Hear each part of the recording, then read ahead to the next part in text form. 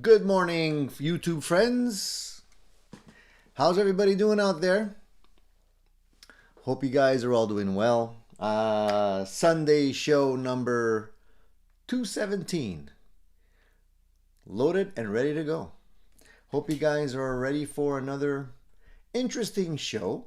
And I hope you guys are all doing well. It's nice to see you guys. It's been a little bit chaotic the last little while. Schedule has been a little bit rock and roll here. I've been on vacation for the last little while, so I've been trying to stream a show whenever I can. I've been trying to put out some new videos whenever I can, but my schedule was a little bit interrupted, let's say. Let's put it at that. But now, vacation's over. Schedule is going to be back on track, so we should be ready to go. And hopefully there'll be no more, missed shows or I don't know if you guys caught last week's show. I had a show on Saturday as opposed to Sunday. And I thought I'd throw one in there because actually I wasn't available on Sunday. So I said, instead of skipping a week, let me just throw one out there. So I did one Saturday night. And some of you attended, some of you got the memo, some of you didn't. I guess, other people are busy on Saturday nights. Everybody's got a life, which was it's fine. It's fine. But I figured I'd give an opportunity to the people that don't usually wake up early on Sunday to catch the show. So it was fun. And I hope you guys at least caught the rerun if you missed the live show. We have some interesting topics lined up for today's show. And I'm also eager to hear what you guys have been up to. I know you guys are always up to something interesting, so hopefully you guys will share with the group. Don't be shy. As per usual, if you want to chat, you know what to do. You need to subscribe to the channel, otherwise the system won't let you chat. So just subscribe, and a minute later you'll be able to jump in on the chat. Don't be shy. I know a lot of you guys are just lurking out there. That's okay if you want to just listen, listen in the background. That's cool. But it's more interesting and more fun when people jump in. So I encourage that. And of course, if you're not already subscribed to the channel, subscribe, because I think we have a great community of people here, like-minded musicians that enjoy gear talk just as much as I do. And so, I learn from you, you learn from me, and it's all good. So let's jump right in. Who's doing okay today? I hope everybody is. Randy was here early, I think, this morning. Good morning, Randy. Time Surfing Alien, good morning to you. Paul, nice to see you, man. Wayne, as usual, nice to see you too. J. Paul says he just ordered the Gen 3 2x12 Katana and a new guitar, and I'm beyond broke. That's the thing about being a musician, Paul. You spend all your money on gear, you have no money left for drugs or alcohol. That's just the way it goes.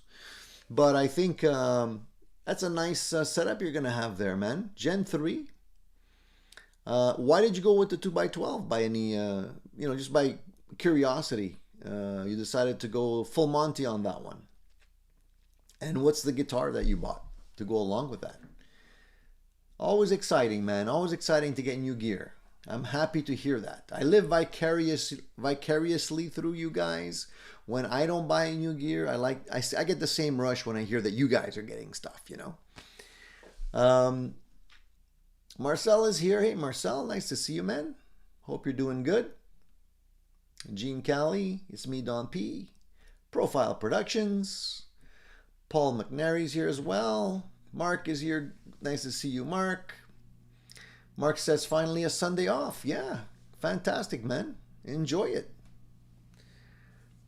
Mark's been busy. He says he has 2 gigs earlier this weekend. I've been burning the candle at both ends, and I'm out of wax. Dude, how do you do it, man? I guess energy drinks, Red Bulls, espressos, what keeps you going? You got to fill the gas tank to keep that energy up, man. Glad to hear you're having fun, though.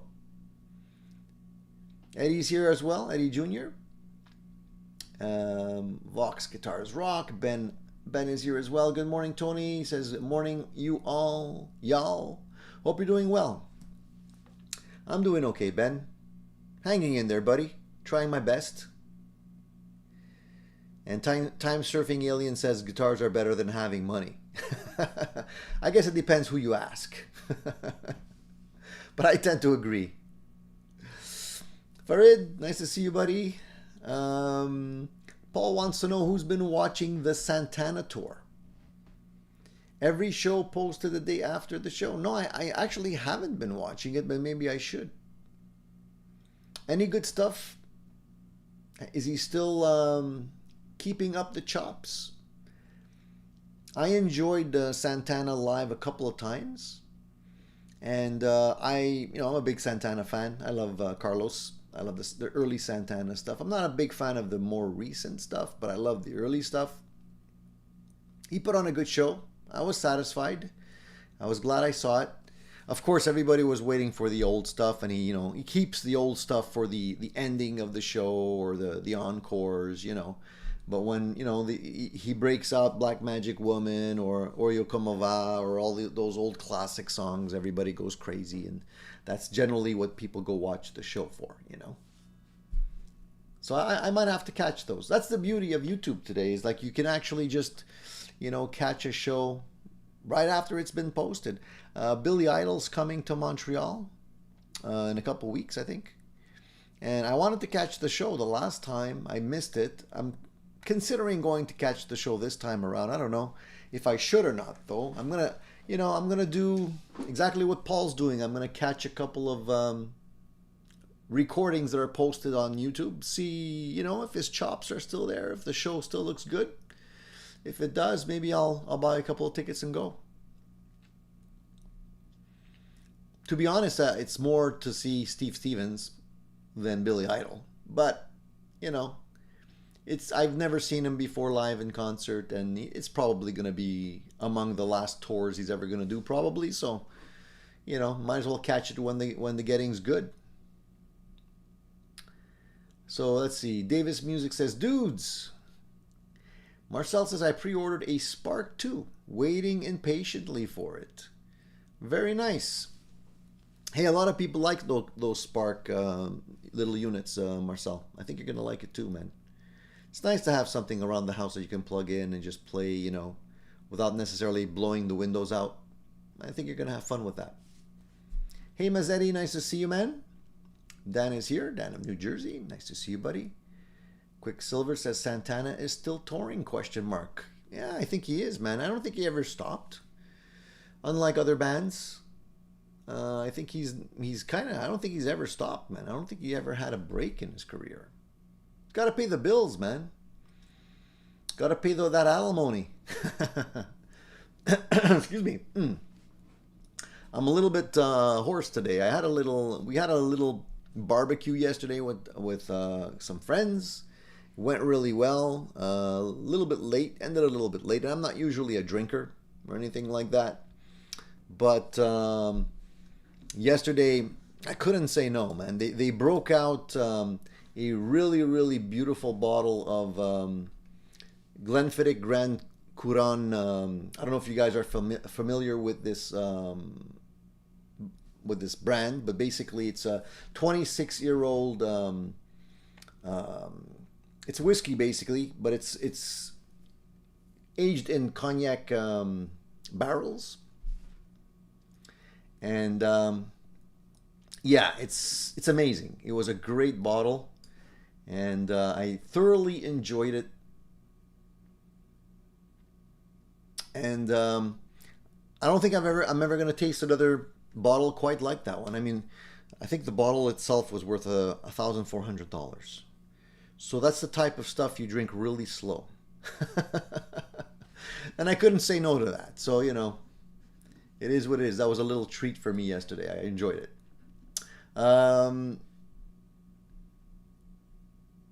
Rico says, good morning from sunny Arizona. Good morning. Rich is here. J. Paul says, I got a cheapie coming. Fender roasted neck bone nut on a Donner body. Brass block with stainless trem upgrades. 1:18 ratio tuners. Alnico 5 loaded pickguard. 165 shipped. Wow, man. Hey, man, it sounds like that guitar is fully loaded. Alnico 5s are awesome. Love it. The tuner, 1:18 ratio tuners. I'm sure you won't have any problems with that. Brass blocks, always good to have. Stainless trem upgrade is always good. Obviously, you need the bone nut. I think it's going to be cool, man. Congratulations. 165 is peanuts, but it's like, you know, I don't think you could go wrong. And you know, you can tweak it if you're familiar with guitar setups and whatnot. You can get a really killer guitar. Very sweet.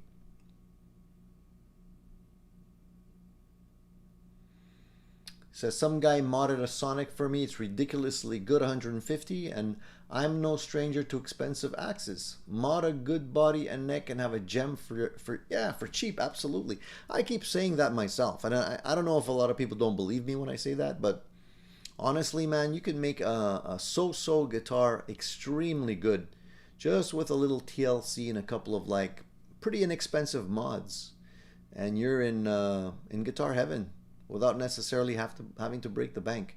And the beauty of it is, like, you know, it's a workhorse guitar. You don't have to worry about it. You don't have to baby it, you know. All right.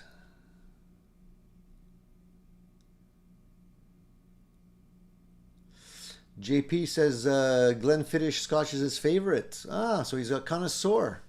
It's actually the first time I tasted it, JP.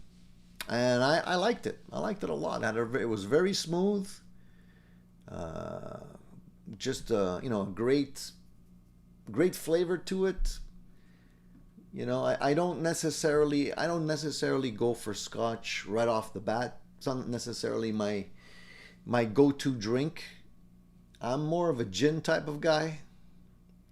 But I couldn't say no. I had to try it. I'm glad I did.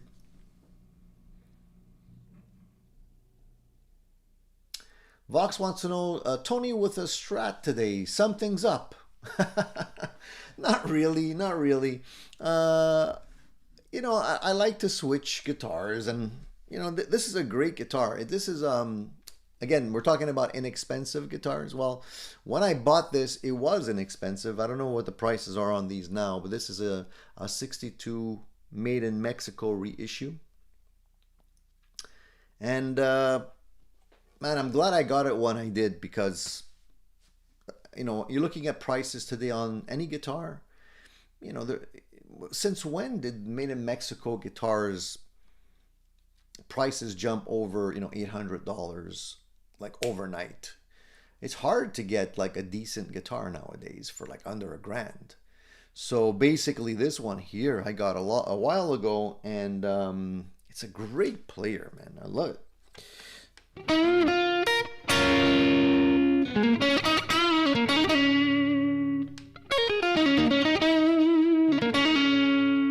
It's just like,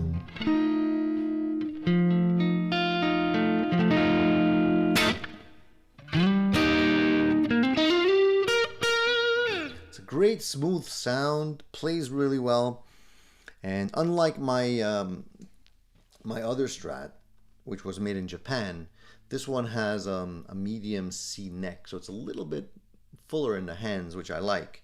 So this is the difference between this one and the Japanese one. They're both great, but I'm glad that I grabbed this one. I bought this one used, and the guy who had it before me, I don't know why he did that, but he sanded off the information in the back here. But it's definitely, in my opinion, a made in Mexico version, because if it was a made in US version, he wouldn't have done that.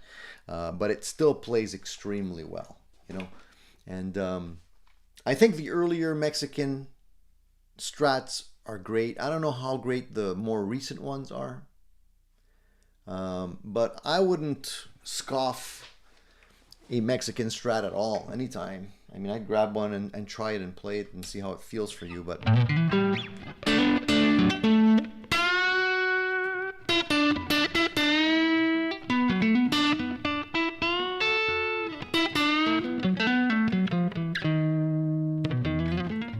anyway, so that's what I'm playing today.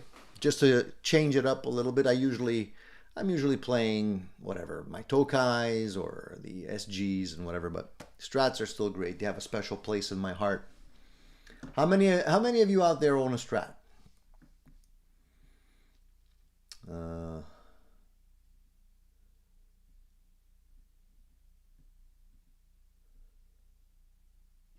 And most of the time you need more than one.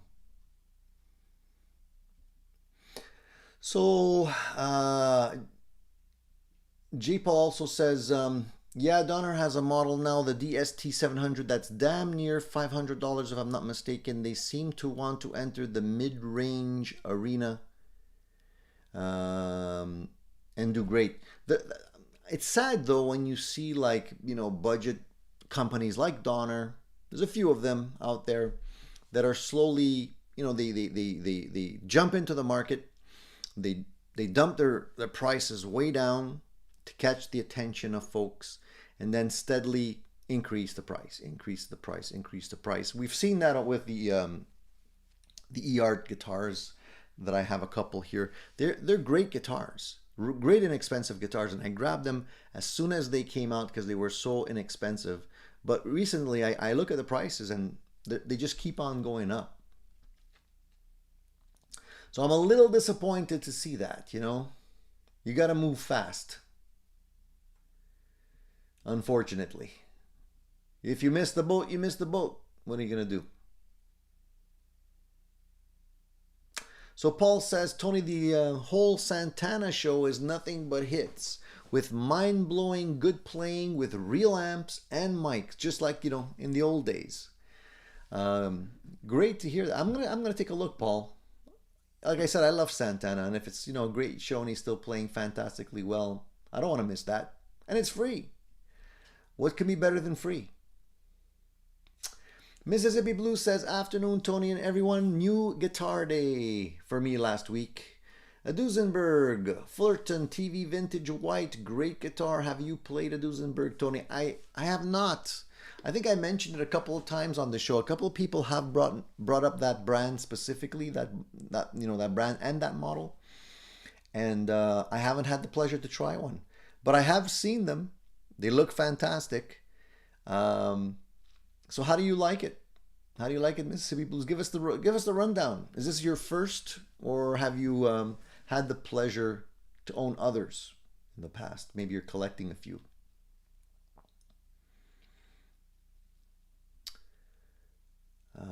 Let's see here. I'm just scrolling down, guys. If I get quiet, it's just because I'm looking at your comments. I kind of scroll up and down, so I lose my place at some points, but I want to make sure I catch all of your questions. Eddie says, Tony, before I go polishing the frets on a Les Paul with sandpaper, should I worry about the nibs, or will it not be a problem? Any consideration for the nibs? That's a great question, Eddie.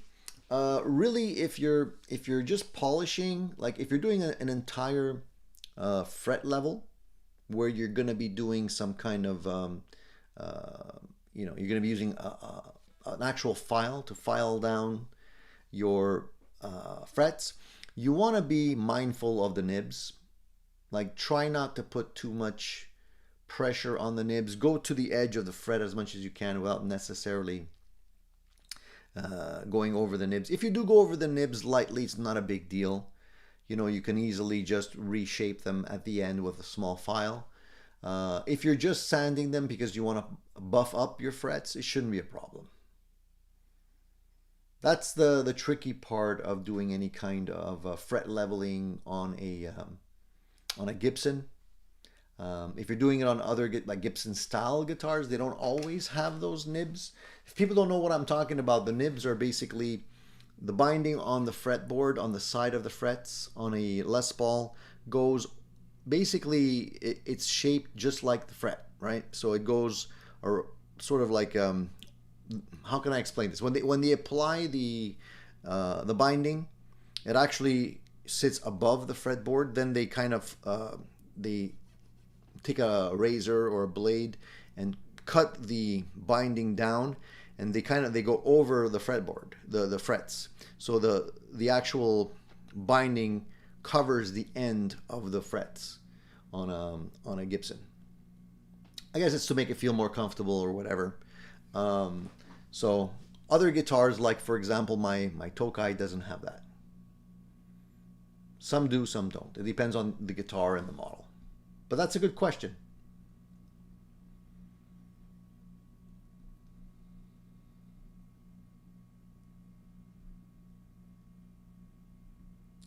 Yeah, the 26-year-old Scotch, Eddie. It was a special treat. I don't usually, drink that kind of stuff. It's not every day you get to enjoy that, but it was a special occasion. So, John ZD351 says, "Hello, Tony and chat regulars. Back to the middle of the night for me. Gonna be another tired Monday morning."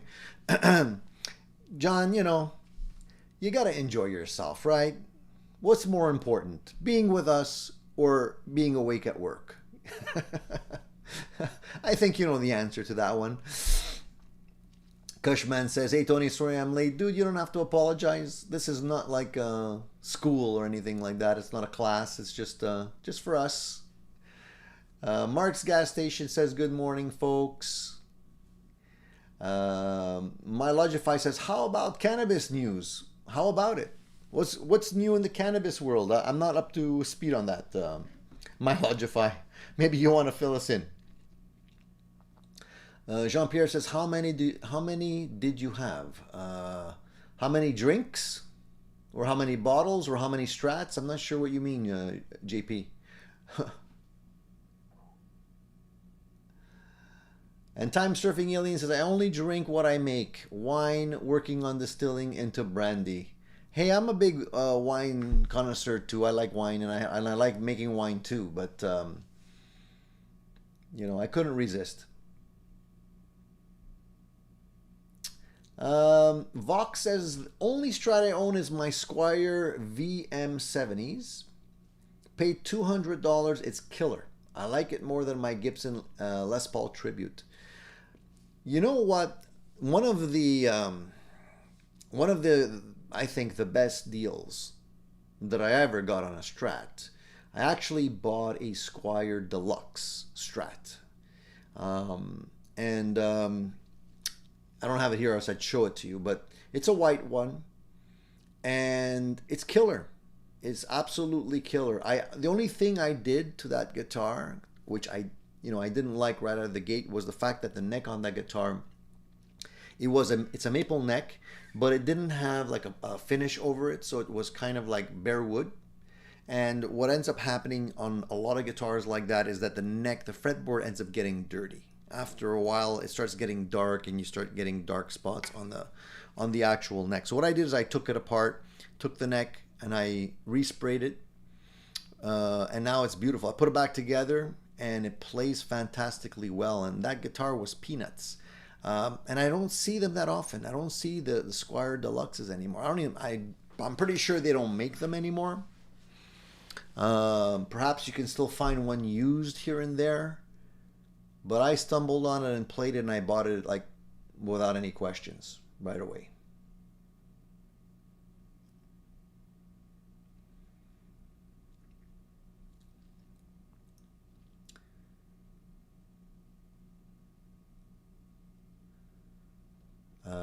Paul says, "Looking to get a Tascam Model 12, 8 full channel board with seriously good mic pre's. The headroom makes the DAW stuff look like junk. Records to SD cards, interface with all DAW formats, $600 USD." Is that the older model? Because I've tried some of those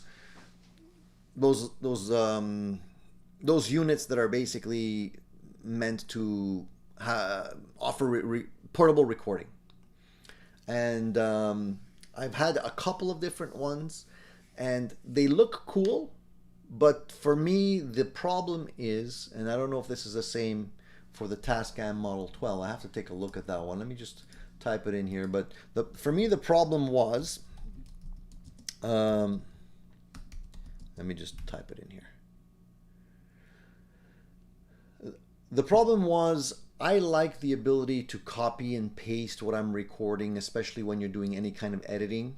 When you actually see the sound wave, and you can get really surgical with the location of where you want to make the cut and where you want to have things like repeat, and it's a lot easier, in my opinion, to do that on the computer. So it's great to be able to record with this device if you're, say going to a rehearsal and you want to record the band and you want to mic up the drums and whatnot. This would be great. But for me, if you're doing any kind of creative recording, trying to create a song or something like that, it's a lot easier for me to fix my fuck ups with something like a computer. So that's why I ended up selling them after a while, because it was just a little bit too quirky to be able to get that precise with it, Mark's Gas Station says I have a 89 US Strat Plus. Nice guitar, man. Guitars like that you keep. I don't think you want to get rid of guitars like that.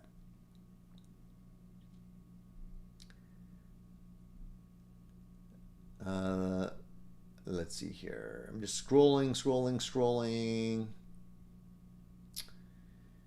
Shane says Axe to Wood Guitars is re-releasing the E-Fly, I don't even know how to pronounce that, E-Flying banana shape from the 60s. Everybody needs a banana shaped guitar, I think. You know what? There's a lot of interesting things happening in the world of guitars, and I think that, with the advent of new technology like 3D printing, AI, and all kinds of interesting, engineering advances that we're making nowadays with materials and whatnot, it's going to be interesting. I think it's going to be. We're already starting to see people dabbling in the world of 3D printed guitars and whatnot. I'm not going to say it's for me. Like, I'm not necessarily looking for a 3D printed guitar. Although, if a company comes out eventually with some good technology and does a good job of it, you never know, right? It might be interesting. The thing is, for me, I don't like my guitars to feel like plastic. Wood is always the go-to material. There's nothing for me that's going to necessarily replace the look and feel of wood. But, like, you can easily take a material like, for example, and I've seen guitars made of this before. You could take something like epoxy, for example, mix it with wood. So you have a hybrid, The problem is the weight, generally speaking, because a lot of other materials that are out there tend to be heavy. So weight and resonance, obviously, is the main factor that you have to consider when you're doing this kind of stuff, and also durability, right? Certain materials react with humidity and whatnot, certain don't. Like, I don't see why you wouldn't be able to take to make a guitar body, for example, a molded guitar body out of the same material that they use to make bowling balls. They have all these freaky colors and swirls and sparkles and all these kind of things that they make bowling balls out of. Well, I'm sure you can make a guitar body out of that stuff if you wanted to. Now, would it sound good? I don't know. Would it be too heavy? I don't know. Maybe you can do something to get the weight to the right, within the right proportions. But I'd love to see that.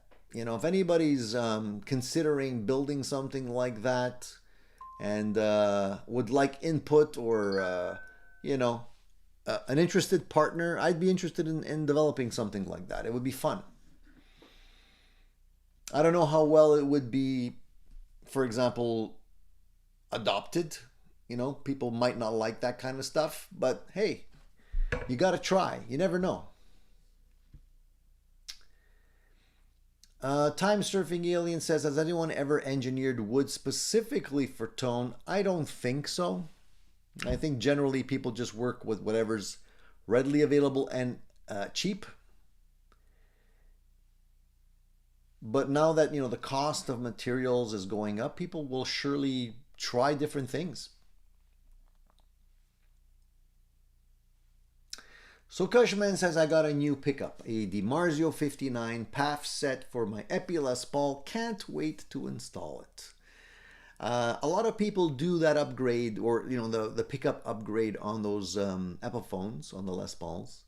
I think it's a worthwhile investment if you really like the guitar, and I'm pretty sure you're gonna enjoy the 59s on that Cushman. A lot of people do enjoy the DiMarzios.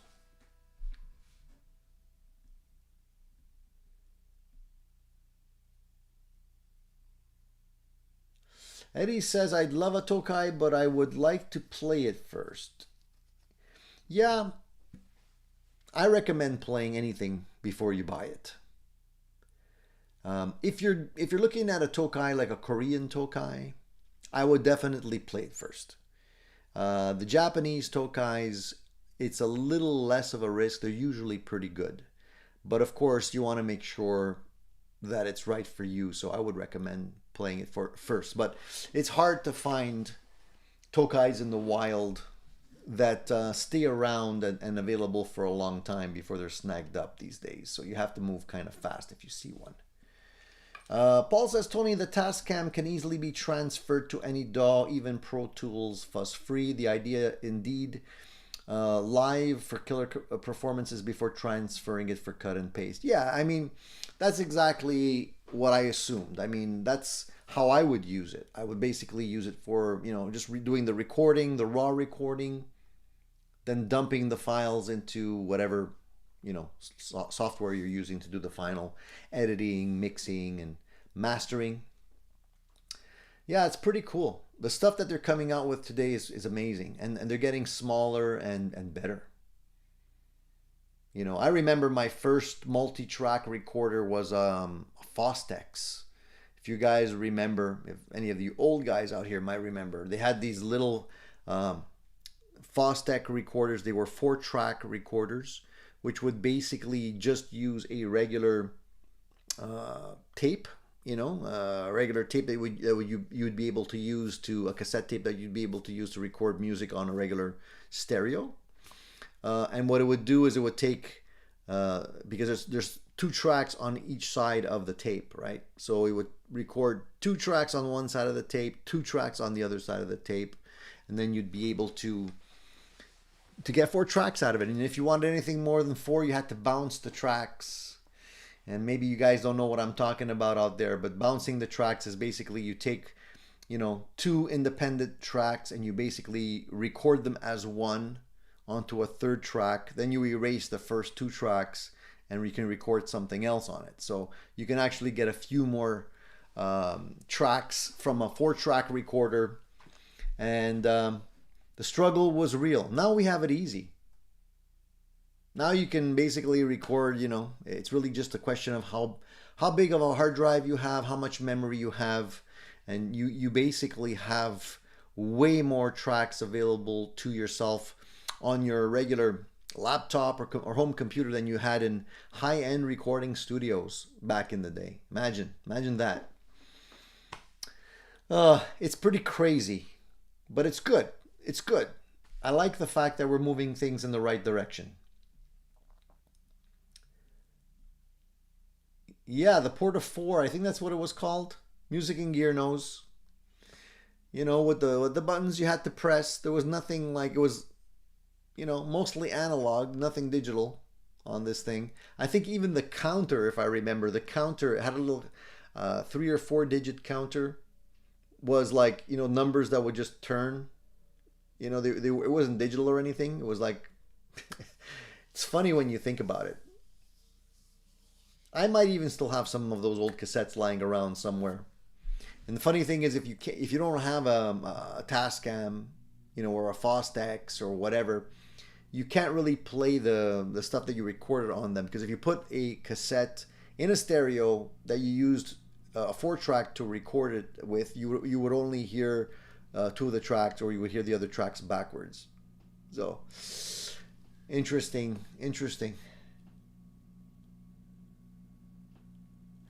Let me see here.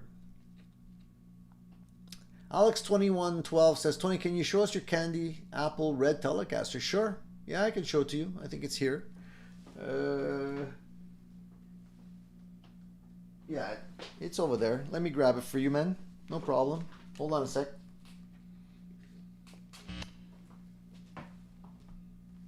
Let me just put the Strat down.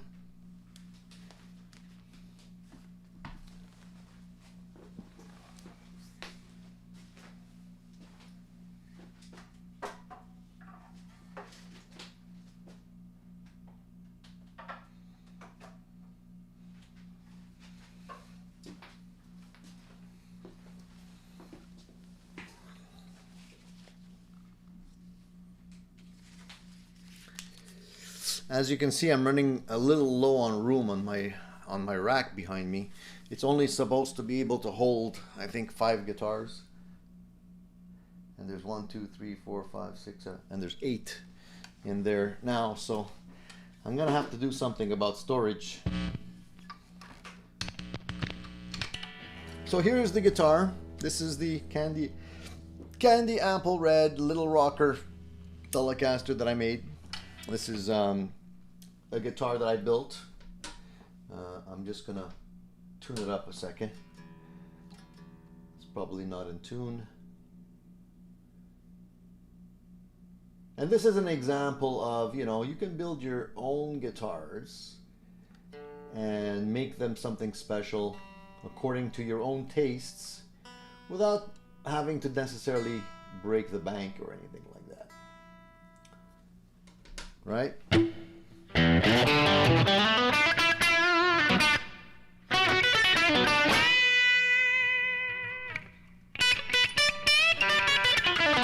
Of course, it's a Telecaster, so it sounds a little...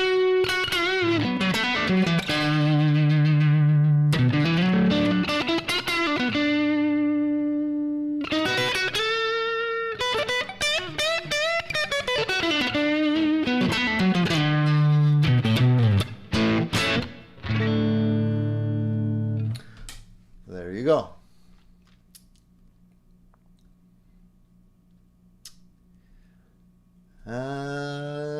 Oh, you 812 is here. Nice to see you, buddy.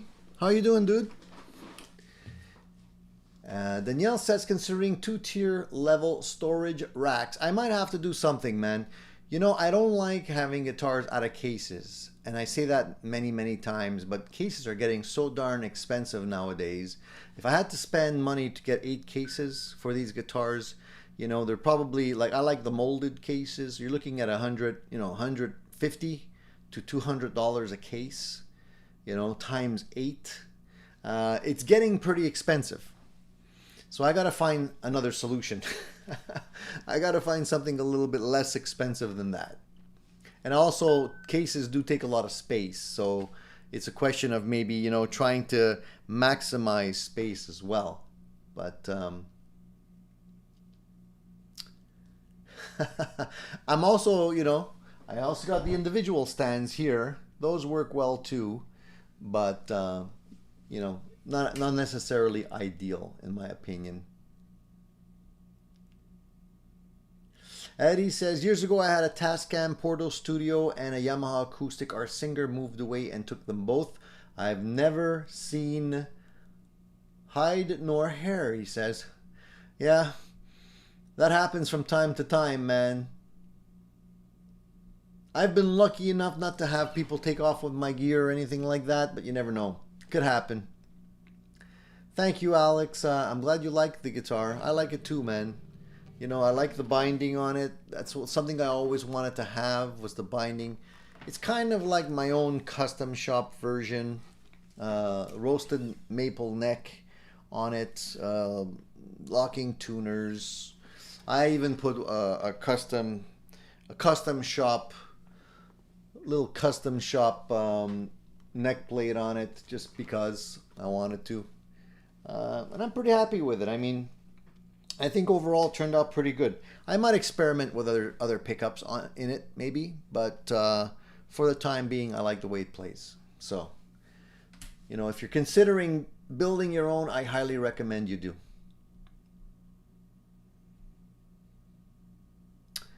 Danielle says, I actually do not like storing nitrocellulose guitars in cases. I really think those finishes need air. Off-gassing pick guards destroyed a lot of hardware. That's a good point. A good point. I do tend to keep my nitro guitars in the case. Maybe I shouldn't as much, but I'm always hesitant because I don't like them to get damaged, you know. And you never know what's gonna happen. You know, somebody walks in here and accidentally trips on a cable, and next thing you know, you're trying to repair a ding. J. Paul says, that thing makes me want a Telecaster. Dude, everybody should have a Telecaster, or 2, or 3, or 4. Heck, get 5.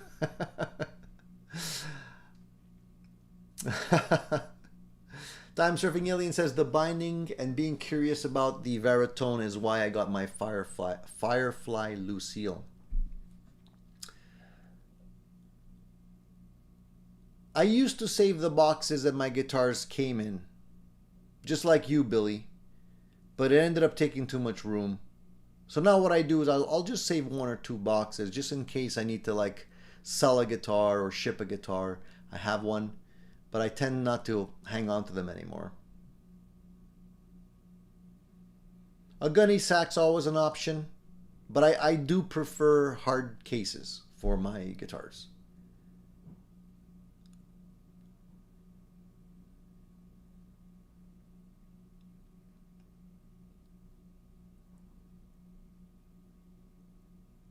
So somebody was asking about Aerosmith earlier. Yeah, it's sad. It's sad, but it looks like, and maybe some of you haven't heard the news yet, I don't know, but it looks like Aerosmith is going to be throwing in the towel.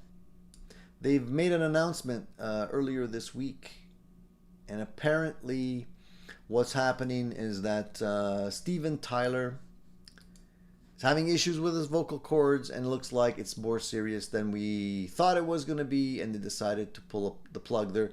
They put an announcement, and it was kind of sad to read, but they basically said, I'll read it to you. It says, it was 1970 when a spark of inspiration became Aerosmith.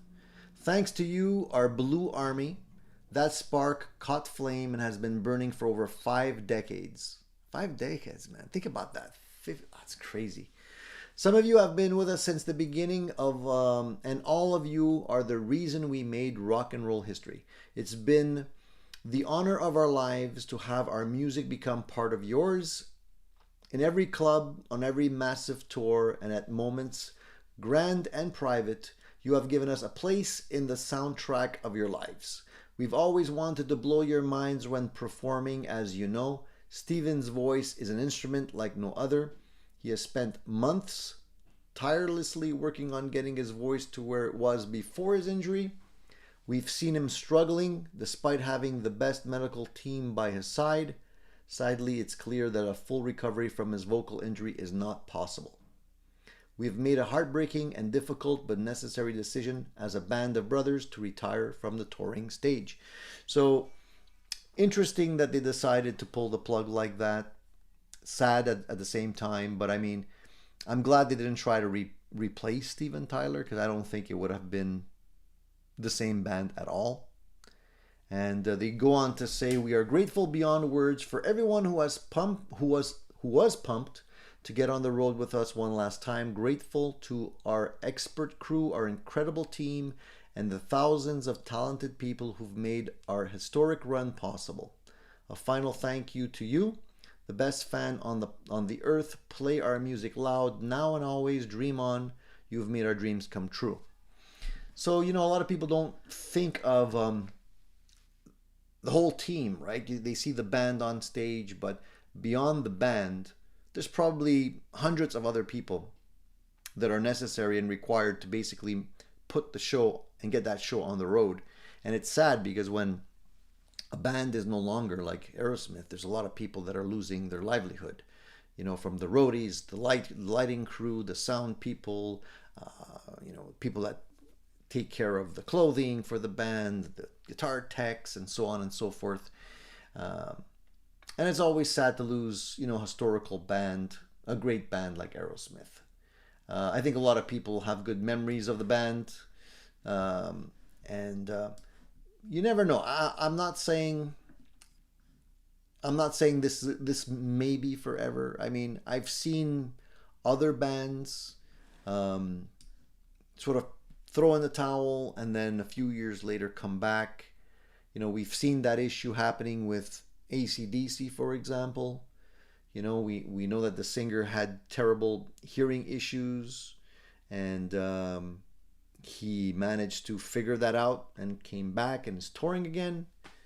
There's other singers like Rod Stewart that had issues with his vocal cords, and Elton John, and a few others as well. And eventually they did come back. So hopefully it's not the last run. We don't know. But any Aerosmith fans in the house here?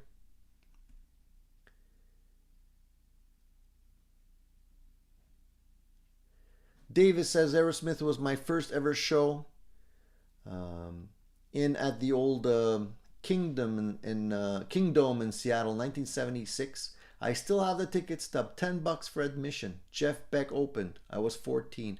Imagine that. Jeff Beck is opening for Aerosmith. $10. That's probably the best $10 you've ever spent. I'm glad you kept the stub. That's smart, man. That's history. Gene says now they can get real jobs. Don't be mean, Gene. Come on. You know. Hopefully they saved enough money to keep them going. I'm actually surprised they got this far.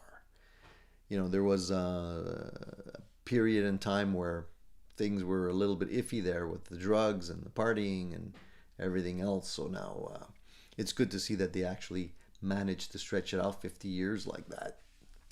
Billy says Keith Richards and his boys should definitely retire. I mean, if we get to Keith's age, I'd be chilling at home enjoying life, just saying. I mentioned this a couple of weeks back. I was talking about that, I think. The thing about the boys, Keith Richards and the Rolling Stones, the remaining Rolling Stones, is that I don't think they'd be able to stay home and do nothing. You got to remember, these guys have been playing music and touring their entire life, from basically when they were teenagers. This has been their life. I don't think they know anything else. And I think that's probably one of the reasons why Keith Richards has gotten to the age that he is. I mean, it's just, you know, the love of what he's doing. And he's, you know what they say, if you enjoy what you're doing, you don't work a day in your life. I don't think they consider it work. You know, I think they honestly consider it their lifestyle. So if you take that away from Keith, I wouldn't give him more than a year or two before, you know, we'd be reading some sad news about him. Rico says Steven is 76. Yeah. He's getting up there, man. 76. But look, I mean, if you consider it, Steven Tyler's 76, but look, we know that legendary musician Neil Young just had a birthday a couple days ago, I think it was. He's 78. So, you know, who's doing better? I think Steven's doing pretty good for 76. Neil Young's definitely looking his age, I gotta say. So maybe, I don't know if Neil Young has been living cleaner, or perhaps not. I can't really say. But, you know, if you put them side by side, I would say Steven's probably in better shape. But mind you, Mick Jagger is still running around on stage, and he's older than both of them. So,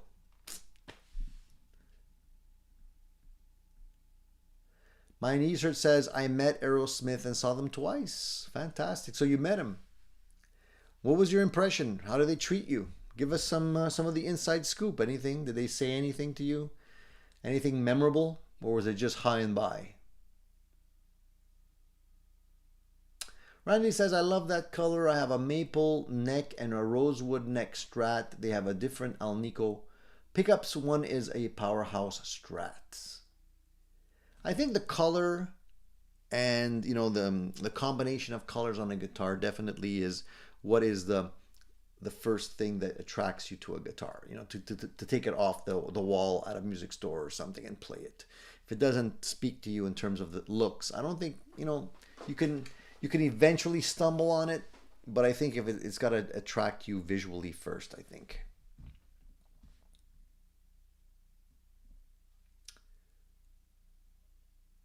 So J. Paul's not a fan.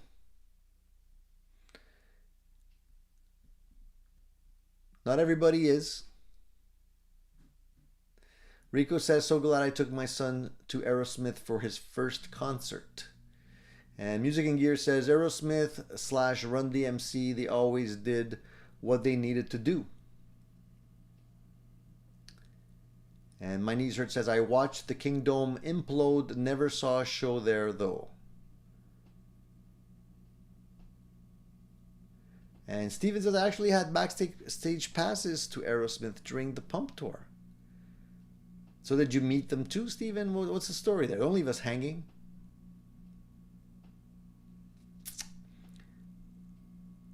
Time Surfing Alien says, I love Keith's blues albums. Yeah, those are pretty cool. Very different. I love listening to Keith Richards speak on interviews. He's a very intelligent guy.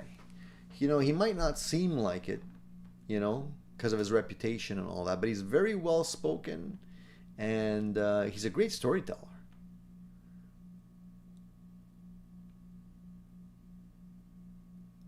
My Knees Hurt says Steven Tyler was playing drums in his dad's band when he was 14.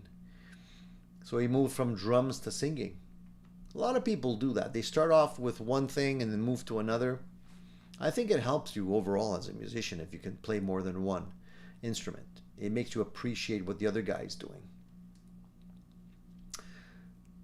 Hey Charles, nice to see you, buddy. Thank you for joining us today.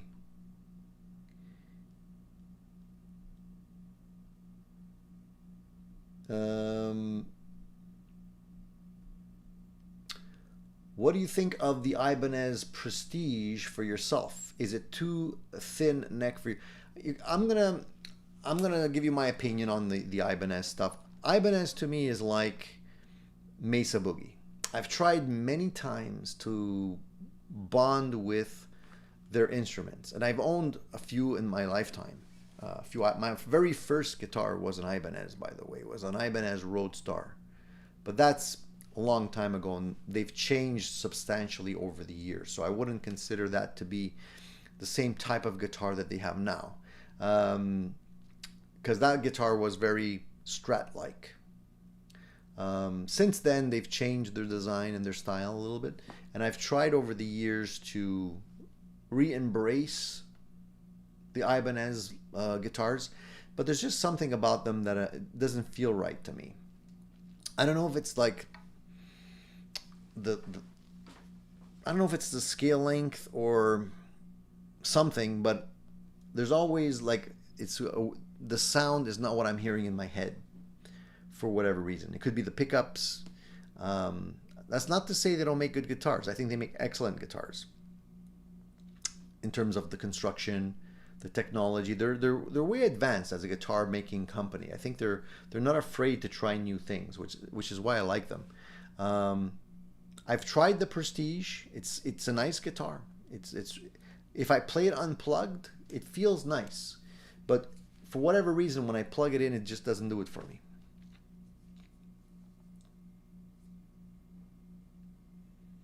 So, and you do have to like the thin necks. I'm not a huge fan of thin necks. Thin necks. I like, average proportioned necks better. I just think they work better for me.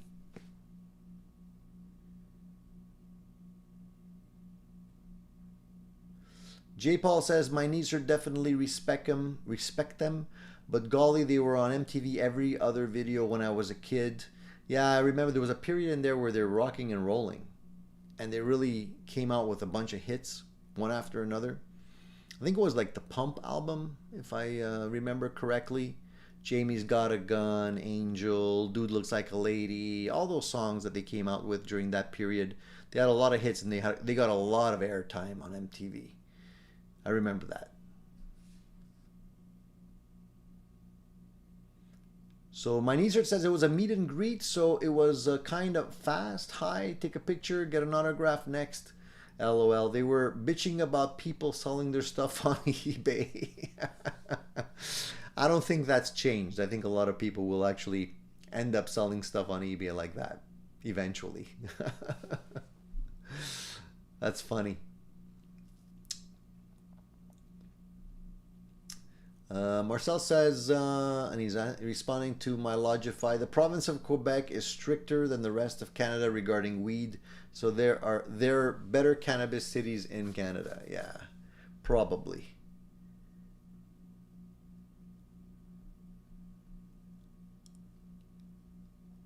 All right.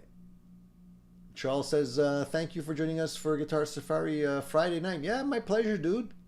Hey, when I can catch other people's shows or other people's videos, I'm happy to do so. I was watching it outside. I was under my gazebo. I had the little fire pit going, and I was just watching it on my phone. It was very pleasant and great to see you guys.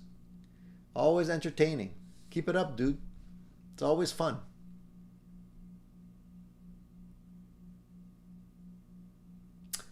Dan, how do you pronounce your last name down? Let me try to pronounce it without massacring it. Sokolowski. Am I pronouncing that correctly? I hope I am. I hope I'm not massacring your last name there, Dan. Dan says, thoughts on the Eastman 335 style guitars. I love them. Dan, I have one. I was talking about it not last show, but the show previous to that one. I think I was actually playing it, that show. And I do have a full review on it. So if you're interested, check out the video. Great guitar, man. I think for the money you can't go wrong. And if you're not into 335s from Gibson's, or maybe looking at something just a little bit less expensive, the thing about the Eastman guitars is that they're really well built. Some people don't like the idea that they're made overseas. That doesn't bother me as long as the guitar plays and sounds great.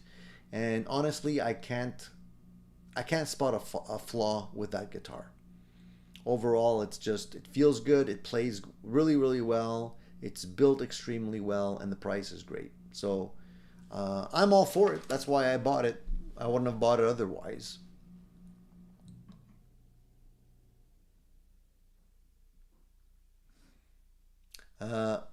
Mazzetti says, has anyone have experience with the Fender Meteora?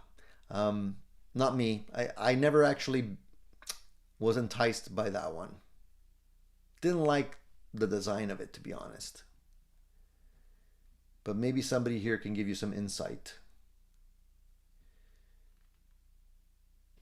Buck says, hey, have you noticed in the States you can haggle for gear at the guitar shops? However, here in Canada, Long & McQuaid will not budge on doing deals. Have you ever noticed this?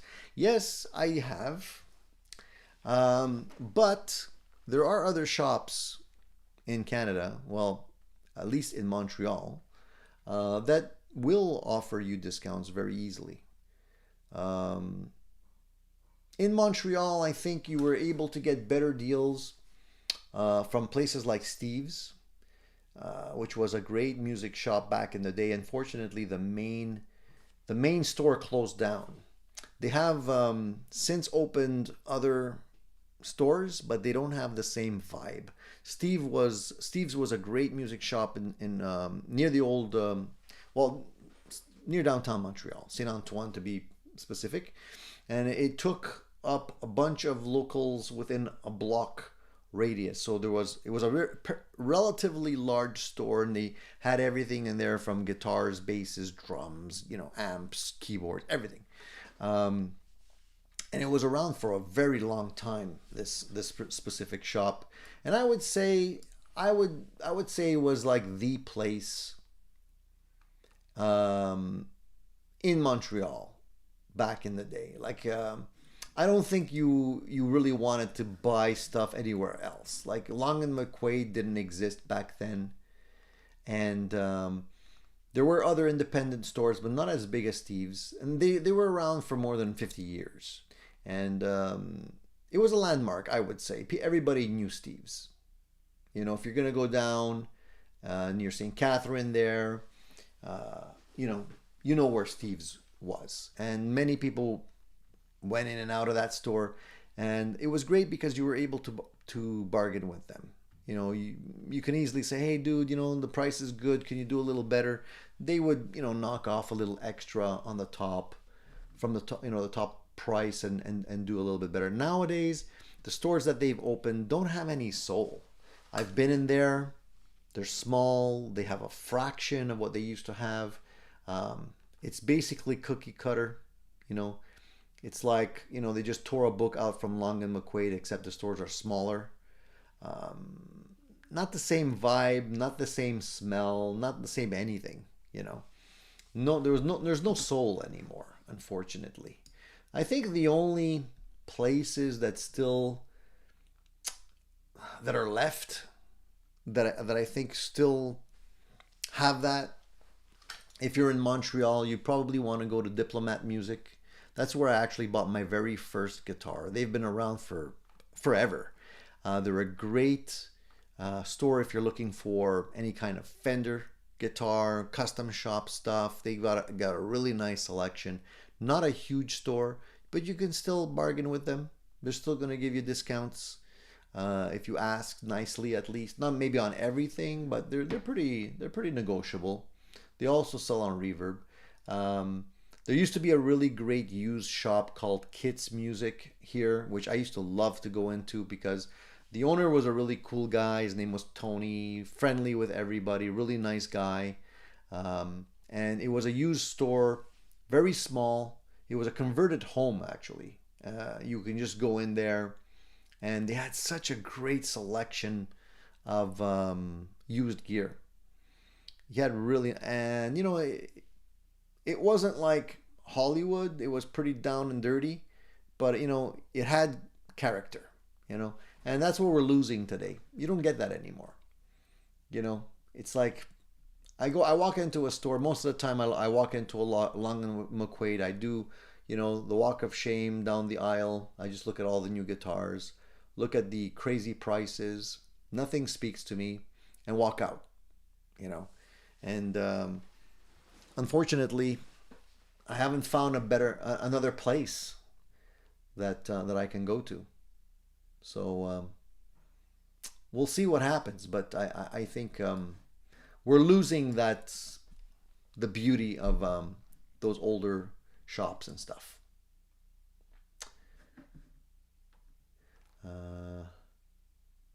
Dan says selling a costly guitar, even for Sweetwater and Guitar Center, takes time and ties up funds. We know that they have a 10 to 15% discount to play with and are being being a luxury item, they need to sell them, and we know it. Yeah, I think there's always room for negotiations. Hey, Stealth Parrot, nice to see you, buddy. Thank you for joining us today. Gene says, I bought a replacement Telecaster neck on Amazon for $49. It's high gloss vintage yellow with a very good fretwork. I think there's a lot of these knockoffs. I'm going to call them knockoffs. You know, Chinese made replacement necks that you can get off of places like Amazon. You got to be careful because sometimes they look good, but the frets need work. Sometimes there's issues with the proportions and whatnot. I'm pretty sure that the headstock is not necessarily identical to a Fender Telecaster because they wouldn't be allowed to sell them like that way. So they're always slightly different, maybe a little bit bigger, a little different shape. Sometimes you can get lucky and you can get a good one. It sure beats paying, you know, $300 to $400 for a replacement OEM Fender neck. But you got to be selective and you got to be careful. If you can do fretwork yourself, it's not a big deal. You can probably get them to work well. Stu Pop says Eastman is great. Treat them like early Gibsons and try them before buying. If possible, you can find something special. Yeah, I just don't like the Eastman models with the big headstock because there were two versions. The one I have has the smaller headstock. There's another version that has a big, like wider, fanned out headstock. I don't like those. I'm very picky when it comes to the look of the headstocks. And I'm glad I found one that has the narrower headstock. I wouldn't have bought it otherwise. Paul says, Tony, the Ibanez new Paul Gilbert is literally a more Gibson than Gibson in feel and sound. It was their aim and they don't deny it. 1,300 USD. Well, maybe I'll have to give them a shot. I'm not big on any kind of like razzle dazzle when it comes to guitars. Like sometimes the Ibanez guitars put me off a little bit because they always had things like, you know, lightning bolt markers. Like, do I really need lightning bolts in my as markers? I would prefer if they would just go back to dots or something simple like that, you know. So I'm not big on that kind of razzle dazzle. And you know, all the very thin body shapes, like the Saber line that they used to have, were like very, very thin body shapes. I tried those also in the past, and they just didn't feel right to me. Felt like I wasn't playing anything. It was a little bit like I do like to have a little bit of heft in my lap when I'm playing. Hey Lauren, nice to see you, man. Lauren says, I needed the live today. Have a great day. Thank you, man. Glad I could be of assistance to you. Oh, man.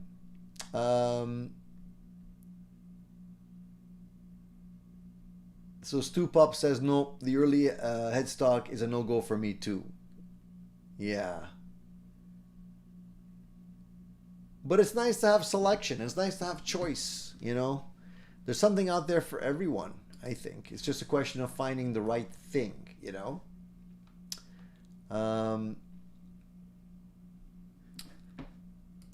So beyond the 3D printed guitar that I spoke about earlier, one of the other things that I saw recently, which is kind of making news to a certain degree, is the classic Van Halen Frankenstrats that have been relaunched or resold or repackaged with different colors. Did you guys see this? You know, I'm a big Van Halen fan. I built my own Frankie, my own Frankenstrat, which is back there behind me someplace. There, it's on this side, I think. I don't know if you can see it there, right there. Gotta get out of the way, right there. I built that one myself. I didn't buy it. It's not one of the Charvel models or anything, or the Fender versions. But Fender recently decided to take the Frankenstrat, same body style, same messed up routing, Floyd, humbucker in the bridge position and single coil in the neck. You know what I'm talking about. So they've released these as limited edition Frankenstein Relic series. And again, stuff bothers me. I don't know if it's just me, guys. I don't know if I'm getting old or what, if I'm getting jaded, but I always feel like they're always trying to do a cash grab on us. These guitars are basically Frankenstrats, okay, but in different colors. So now they have like a blue version, they have like a red version, a gray version, whatever. And it's the same messed up Frankenstrat look. So, but without the stripes. But it's relict. So it looks like an old Frankenstrat, but in a different color. And they're basically giving it a price tag of about, I think it's $1,549. I'm pretty sure that's US. I don't know, man. I just feel like if you're gonna spend $1,500, like the real reason to get a Frankenstrat is to have a Frankenstrat with stripes and everything. If you're going to the trouble of playing a messed up guitar, because Eddie's guitar was indeed messed up. Nothing was perfect on that guitar. It was like a monstrosity. That's why they called it the Frankenstrat. It's just that it happened to work for him, and he made it sound good, and it became popular. It became a cult classic, so to speak. That's why I wanted one. Not that it's my everyday player or anything like that. I just always wanted to have one of those guitars. So now, they're jumping on the bandwagon with that model, and they're saying, well, maybe other people will like it, but don't necessarily want to have the stripes, because obviously the stripes have a lot of weight to them. So let's release it as, different colors. But if you're going to spend $1,500, why wouldn't you just get yourself a really nice Super Strat or something like that with a Floyd, with a humbucker, single coil, without the crazy routing, with a full pick guard, you know, except not the little, you know, little bit small pick guard that Eddie put on his. Like, why would you want that? I don't get it. And maybe it's just me. Maybe you guys, some of you guys out there think it's the bee's knees and you love it and it's a great idea and you'd buy one, but I don't think it's going to be that popular, especially since it's so expensive. It's a limited edition, which means you can't buy this crap forever, but it's expensive. And if I got $1,550 US burning in my pocket, I think there's other choices. I don't know, man. So John says a stripeless Frankie is a great idea. Not everyone wants to have the weight of the stripes. I get that. I get that, John. But why not just make a Strat body? Whatever colors they're offering on this one. But without necessarily having all the crazy, like, you know, doodads in terms of, you know, the messed up routing and all that kind of stuff. You know, why wouldn't you go with... I know why Fender's doing it. Fender's doing it because they can charge more for it. Because otherwise it's just, you know, a Super Strat, right?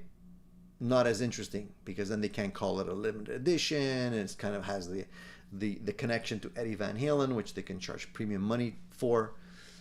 But I don't know, man. I gotta pass on that one. So Malajify says, Tony, how do you like the Ibanez Prestige? I answered that question a little earlier, man. I don't know if you took a coffee break or cigarette break during that time, but I answered it already. So you can just scroll back and listen to my answer if you missed it there. Stealth Parrot wants to know if I have a RevStar. I don't. A lot of people love the RevStars, especially since Matteo Mancuso now has made them extremely popular. You know, he's the spokesman now for that particular model, unless he's changed recently. I think they're very well-made guitars. They sound great to me. Not my style, though. I don't see myself being enticed by that particular model. I just don't like the body shape on that one. But, you know, Yamaha always made good stuff. I don't think Yamaha ever really cut corners on stuff. So a lot of people do love them, and they play great. Expensive now, especially since they've become popular. But, you know, if you want a good solid guitar, I have no reason why you shouldn't get one of those.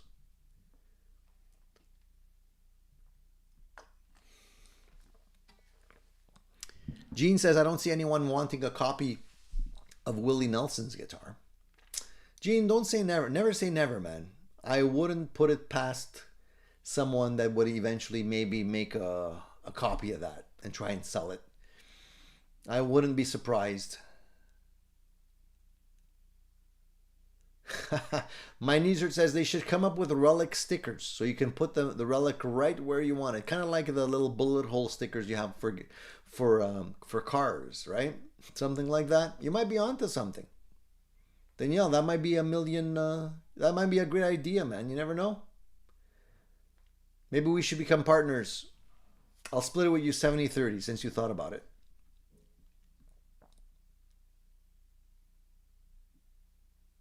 Danielle says, I keep hearing it's a buyer's guitar market. Anyone find a good deal? Lately, not really. I do see the prices coming down, but they're coming down slowly. I think it's you still have to haggle.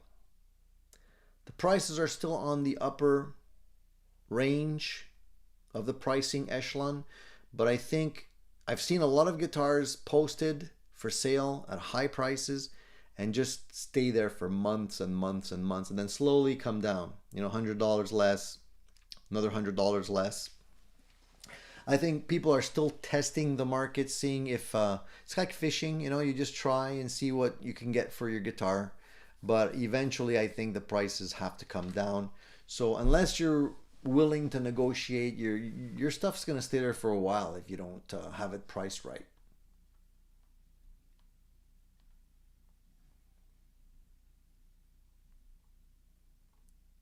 David says, if you have a Frankie, everyone is expecting you to play Eruption. I had one and sold it and built my own Super Strat. Absolutely true, man. You know, it's kind of hard to play a Frankie and, I don't know, play disco music or something on it, or play country music on it. It just doesn't fit, right? So I built it because I wanted one. I rarely take it out to play. I just kind of leave it here, just like kind of like a memorial to Eddie, That's just something I want to have in my space just to remind me, That was it. Um, but basically, I don't usually use it to play out. You're absolutely right. My Logify, no worries, dude. No worries, man. You don't have to. You're not. Your mom comes first. But I did answer the question, so I don't want you to miss it. If you want to get that information, I did a full review on that. The information is there. You just scroll back, and you'll hear what I had to say about it. Okay.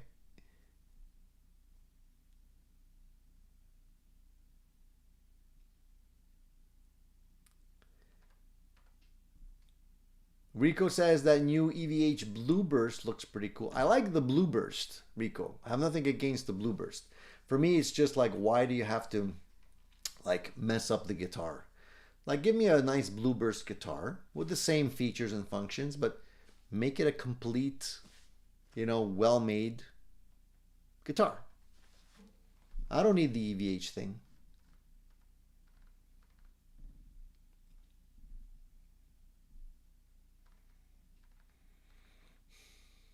So J. Paul says, I got a floor model Gen 3 Katana 2x12 coming for $401, taxes and shipping included. So he's going to be rocking the Katana relatively soon. I wanted to possibly get a Katana head just because as a backup, if I wanted to just take something with me that was transistor and not tube, just to make it easier to transport to rehearsals and stuff when I didn't want to get too fancy. But I didn't buy one yet. I'm holding off on that for the time being.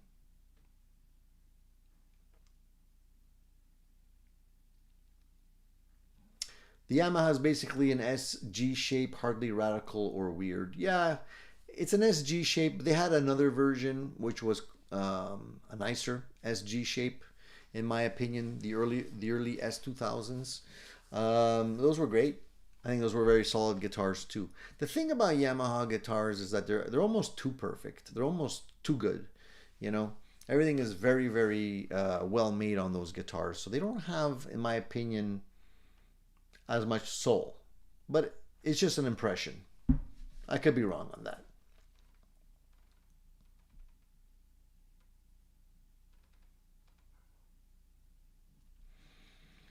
I think the having a head cabinet is always the best choice for me, J. Paul, because I like to play through my cabinet that I have here with these specific speakers in them, and it makes it easier for me when I go to rehearsal because we do have 4x12 cabinets there already, so I don't have to carry a combo. It's lighter than a combo, so I just bring the head.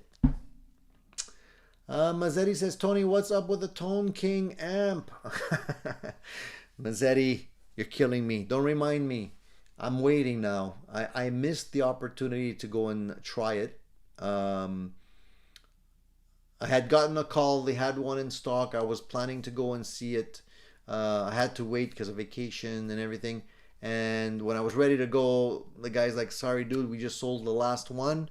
So now you got to wait 3-4 weeks for the next batch to come in. So 3-4 weeks from now, we're looking September-ish. So maybe around there, I might be able to actually try one. So maybe it'll be an early birthday gift for me. I don't know. My birthday's in October. Maybe. But I'm still very intrigued by that amp. The Tone King is the Royalist. It seems like such a great amplifier to me. But I want to hear it in person to see if it's really different enough from what I already have here, or just to see where it sits, in the family of amps that I already have, so I can better understand if I would buy that amplifier, what I would need to get rid of. I don't want to have overlapping tones, but since I'm a Marshall guy and that's sort of a Marshall flavored amplifier, I figured, you know, I would probably have to get rid of something that I already own here. Now it's just a question to see which one it would be, you know. Gene says, what about neck through guitars? Are they any good? Yeah, I think so. I don't have any issues with neck through guitars. I think they're well made. If you buy a well made one, you shouldn't have any issues. The only issue with anything that's not modular like a Strat or Telecaster is that if you do have any issues with neck warpage or anything like that, it can still be repaired, but it's a lot more expensive. But generally, it doesn't really happen. So I don't have any issues with that.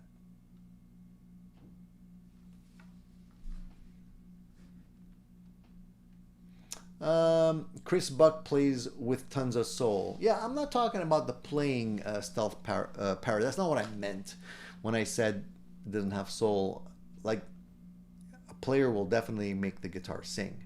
But I feel like just looking at the guitar on its own, it's almost too perfect. Like I like to have guitars that are older with a little character, maybe a little wear, you know, a little history behind them, that kind of thing. Not to say that Yamaha stuff is bad. It's not at all. Yeah, maybe mojo's a better word, Eddie. Maybe you're right.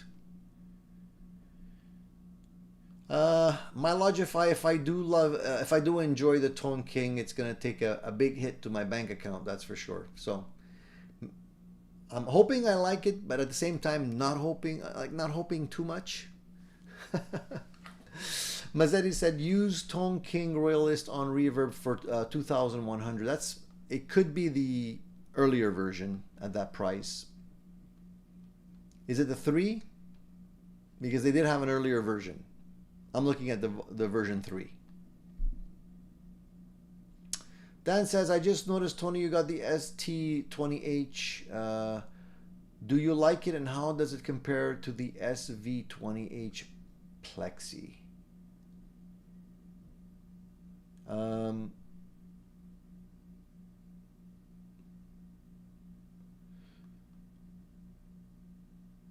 Dan, I'm not sure what you mean by the ST20H.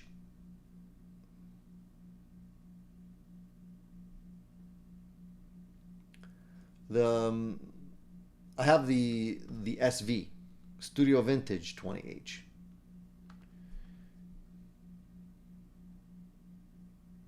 Danielle said, have you noticed a lot of bolt-on neck guitars have necks not aligned? Why do we have to loosen bolts and align them? They get out of alignment during shipping. They can,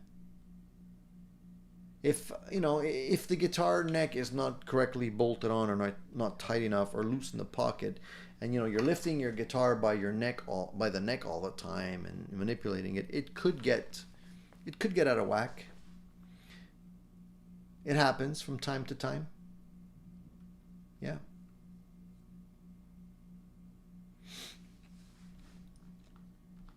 So then the new Marshall, the Marshall I have is the Studio Vintage.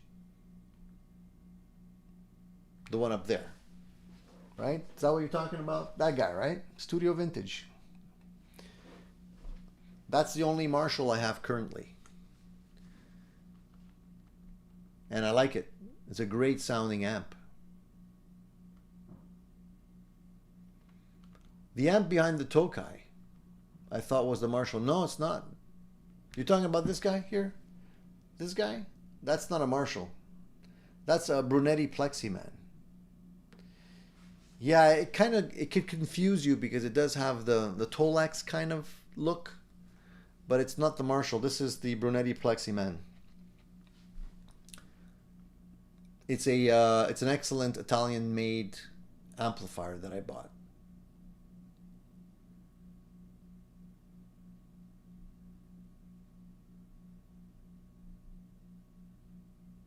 Steve wants to know if anyone's going to Guitar Fest at Sweetwater this Saturday, August 10th.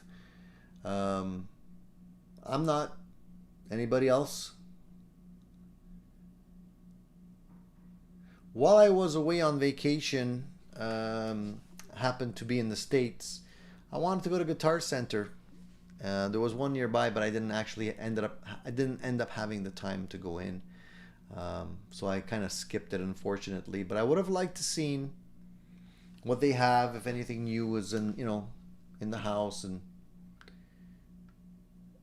how do I like the Brunetti? I think it's a fantastically awesome amplifier. It's great. There's so much variations in sounds that you can get from that amplifier. It's extremely well built. It's not that expensive, and it's got great tones. It can give you everything from cleans to like hot rodded Marshalls. It's really a great amplifier.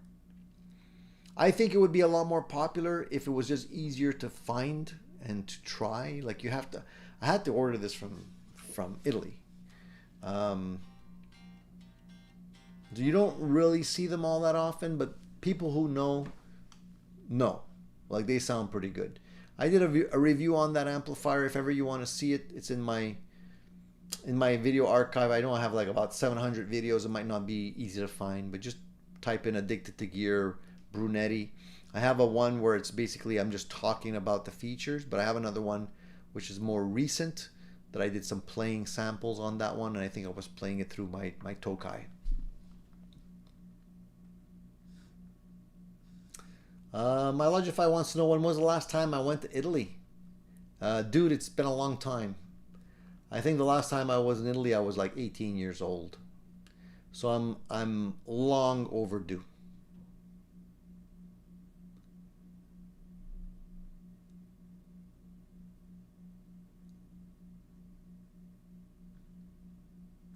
All right, guys, I think I'm going to wrap it up. We'll close off with the results from the poll question, because I had a poll question today. I don't know if anybody took the time to answer it, but I'll take a look. We'll go through the results, and we didn't really talk about the question, but maybe actually, you know what, I'll stay on a couple more minutes because I didn't want to talk about that. But let's look at the poll questions first, all right? Hey, Joe. Thank you for joining us. So the poll question, let me just pop that up on the screen here. Let me just go in there and take a look. I want to see how many of you actually answered the poll question now. I took a look a little earlier on. There was a few people that did answer. Let's see, we have 80 votes. Okay, not the most popular poll question, but still enough to warrant a little bit of time. So the poll question today was, when tone chasing, do you primarily try to recreate someone else's tone or to develop your own sound? Now, I thought that was an interesting question to post, because I thought about it, from my perspective. I think generally I aim for the sound in my head, but I think the sound in my head has largely been influenced by players like Jimmy Page for me, because I love Jimmy Page. So that Led Zeppelin tone, that Led Zeppelin sound is kind of the sound that I want to hear. So I start off aiming for that kind of tone, and then it evolves from there. Like it could get a little heavier, it can get a little more processed, like, maybe add some delay, add some reverb. Like Jimmy Page never actually played with that much delay, didn't process the sound so much. But I'll start from that tone and it'll evolve from there. But I wanted to know what you guys do. So the options for answers were, one, I try to recreate my favorite player's tone as close as possible. Two, I aim to replicate someone's tone but add my own twist to it.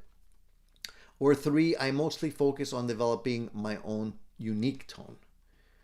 So it's interesting to see that the most popular answer of the three was I mostly focus on developing my own unique tone, and 57% of you answered that. So that's interesting. I mean, it's great that you guys are doing that, but I think I fall into the second category.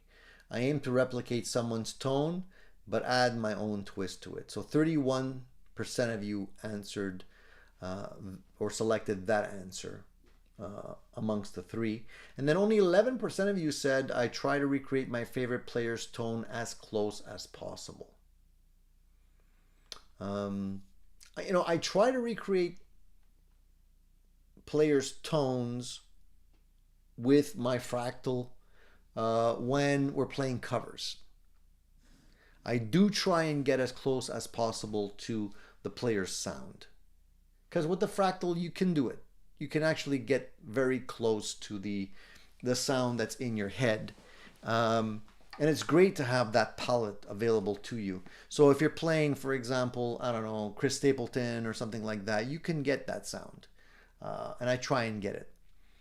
But for everyday playing, like through pedals and amps, when I'm not using my Axe effects, I try and get the sound in my head. And for me, it's definitely Jimmy Page. If I get a little, overboard on the Jimmy Page tone, it kind of flows over maybe into that Billy Gibbons tone, and if it gets even more crazy, it ends up going into like the Steve Stevens tone, that's generally the categories that I fall in. But what about you guys? How do you guys approach your tone chasing?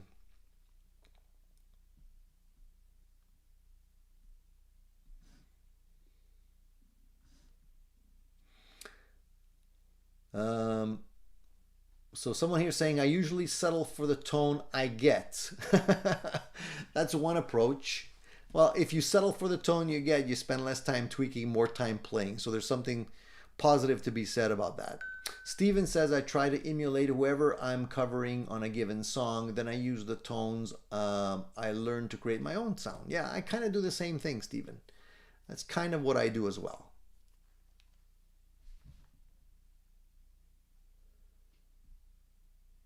And my Logify says same as you. So I guess I'm not the only one doing that. So it's interesting to see that everybody does have a slightly different approach to tone. And it's really not just, for me, it's not cast in stone. I don't always do it that way. Sometimes I'll deviate from the given approach. But I do try and I do like it when I can get sounds that are pretty close to the original when I'm playing covers. It's satisfying to be able to do that.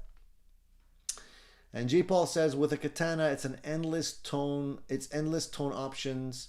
I have about 6 variations. Well, if you have a limited variations, it's kind of good because you spend less time tweaking, more time playing. So you can, with 6 variations, you can still have a decent clean, an overdriven, like a crunch, an overdrive, a more processed sound. 6 is good. It's just enough to keep you covered without going crazy. But with something like the fractal, man, you can be tweaking all day long with this thing and go down the rabbit hole. It's great on one side of things, but on the other side of things, it can devour your time, and drive you a little nuts, to be honest. But it's great to have the horsepower to be able to do that. Daniel here says, for a while it seemed every time went to an open mic there would be some trying to sing Harvest Moon with a voice similar to Neil Young. Often wondered what their real singing voice was like. Yeah, well, for singers, slightly different, right? People are trying to emulate singers. And Eddie says, I'm pretty much the same as you, Tony. You got to match the tone for certain songs. At least get in the ballpark so it doesn't sound weird. And J. Paul says, Tone Exchange from Boss has thousands of patches you can share and download. Yeah, I know. Well, Fractal has the same. They have their Fractal community where they just share all kinds of patches. So you can definitely go to town on that. Eddie says, money for nothing, you have to nail that tone. That's a great tone, man. That's a fantastic tone. Did you hear the story about that, by the way? when they were recording that, what happened? You might know about this, Eddie. But basically, what ended up happening was they were recording the song, and they were messing around with the speakers. They're messing around with the microphones and whatnot, and they were recording the song. Then at one stage, one of the mics fell over or something like that, and they just left it there, and it sounded good, and they were like pleased with the sound. And then they had to, like, I think, go back for overdubs or something like that, and they were trying to recreate the sound. They couldn't do it because it was like almost like a haphazard accident, like a happy accident, which helped them get that sound. So, you know, that's the beauty of live performances, playing in studio. You never know what's going to happen, right? Nowadays, everything's polished, everything's digital, everything's like perfect. In those days, they just went for it, and whatever happened, happened. It's the same like when you listen to the beginning of Sweet Emotion. I think I mentioned this last time, where you hear the little, I don't know what you call that thing, the little sound maker at the beginning. It was like a little rattle, and Steven Tyler's playing the rattle, and you hear him hitting it once, hitting it twice. I think on the third or fourth hit, it breaks, and you hear like the thing go like kling-ling-ling-ling. You actually hear the pieces falling apart on it, and it's in the recording. You can actually hear it, you know. And so they just left it in, and you know, I've heard that thing thousands of times. I never knew the story behind it, but I always, you know, it freaks me out when I know the whole story behind it. It's pretty cool. That's the beauty of these things. There's little hidden Easter eggs in each one of these songs. Led Zeppelin had a whole bunch of these things as well in the recordings.